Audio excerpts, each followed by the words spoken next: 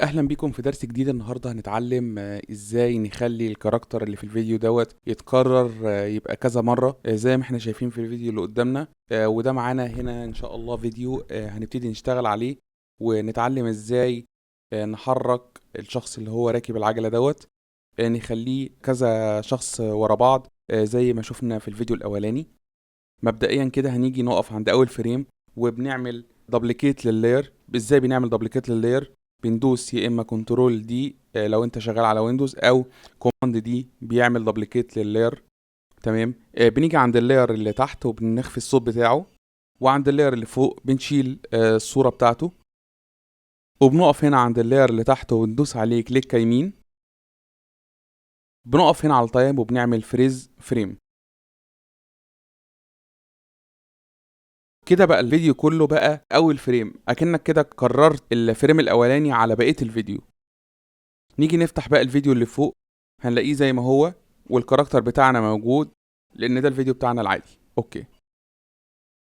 بنيجي هنا عند الافكت وبنحتاج قائمة الافكتس وبنكتب في السيرش ديفرنس مات. هنسحبه على الفيديو اللي هنشتغل عليه، بنحطه على اول فيديو موجود او اول لاير موجود عندنا. بعد ما بنحطه بنيجي هنا نلعب في الخصائص بتاعته في الديفرنس لاير، بس محتاجين نغير اسم اللاير اللي تحت عشان يبقى في اختلاف بينه وبين اللي فوق، فبنسميه فريز. وبنيجي هنا نقف على اللاير الاولاني ونغير الديفرنس لاير نخليها فريز. اوكي، كده ظهر الكاركتر اللي عندنا. هو كده اللي عمله ان خلى الحاجات اللي مش ظاهره في اول فريم تظهر زي ما احنا شايفين كده. احنا ممكن هنا نخلي الماتشنج يبقى 3%، ونيجي هنا هنحتاج الافكتس في السيرش لوما كي. بناخد هنا لوما كي ونحطه على الاول فيديو اول لاير، وبنيجي هنا نغير كي اوت برايتر. هنيجي هنا نعلي الثريش هولد ونخليه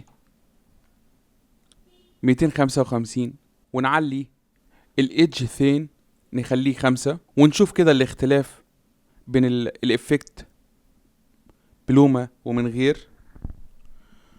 وبعدين هنروح لقائمة الافكتس في السيرش، هنحتاج بلجن اسمه ميت تشوكر، وهنسحبه كده على اللاير برضو الاولاني، ونغير شوكر 1 هنخليه 100، ونفتح الفريز ونشوف كده الفيديو بتاعنا بقى شكله عامل ازاي. هو كده بقى اللاير اللي فوق مفصول على الولد، واللاير اللي تحت مفصول الباك جراوند لوحده. هنبتدي دلوقتي نكرر الولد اللي راكب العجله كذا مره. ازاي؟ هنيجي عند اللاير اللي فوق ونعمل له دبليكيت، كنترول دي او كوماند دي لو انت بتستخدم الماك، ونقعد نحرك اللاير كده لغايه ما يطلع عن الشكل الاولاني، ونعمل دبليكيت لاير لاخر لاير فوق، وبرضك نجي نشده كده على ناحيه اليمين لغايه ما يعمل شكل وراه تاني، وبعدين نعمل دبليكيت لاير لرابع واحد، ونشد برضك الفيديو كده ناحيه اليمين. نفس النظام اللاير الخامس لغايه ما عمل الشكل اللي احنا عايزين نعمله، ونشوف كده ايه اللي هيحصل. زي ما احنا شايفين كده الكاركترات خرجت كده ورا بعضيها وعملت الشكل اللي احنا عايزين نعمله. طيب عايزين دلوقتي نلعب في حركة الكاميرا بحيث ان احنا اكننا بنصور الكاركترات دي وهي بتتحرك. هنعمل ايه؟ هنقفل دلوقتي الصوت كله وهنعلم على الليارات،